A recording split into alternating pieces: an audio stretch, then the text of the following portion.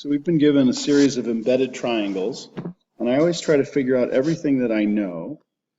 Because I have these two angles, I know that this last angle must be 180 minus the 45 that we have there.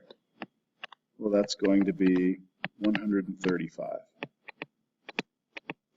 That also means that this angle in here is 180 minus 35, or that 45 degrees. Well, that helps me know if this is a right angle, this is also 45 degrees. This is 10, and this is 10 radical 2.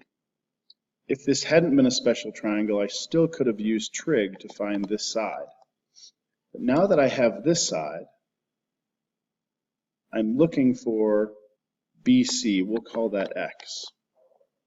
And so now I can see that I have this triangle here, and I have most of the information in this triangle.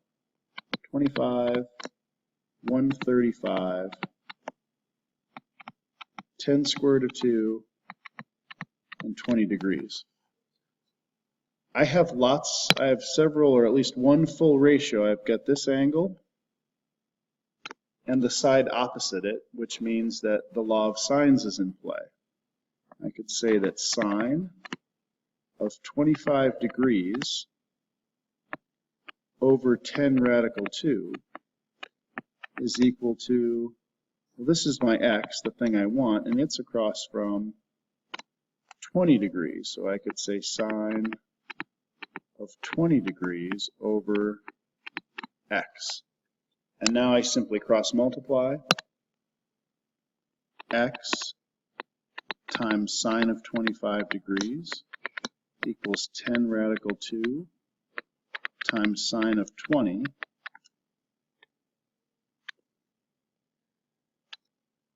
dividing by sine of 25 degrees on both sides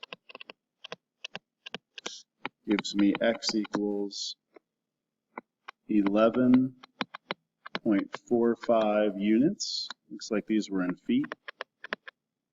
And the last thing I'll do is make sure it sort of passes the smell test. X is across from 20. 10 radical 2 is across from 25. So these sides should be close, but this one should be greater because the largest sides are across from the largest angles. And so when I look at 10 radical 2 as a decimal, that's 14.14, which is in fact greater than our answer, but they're reasonably close, so it passes the smell test for me.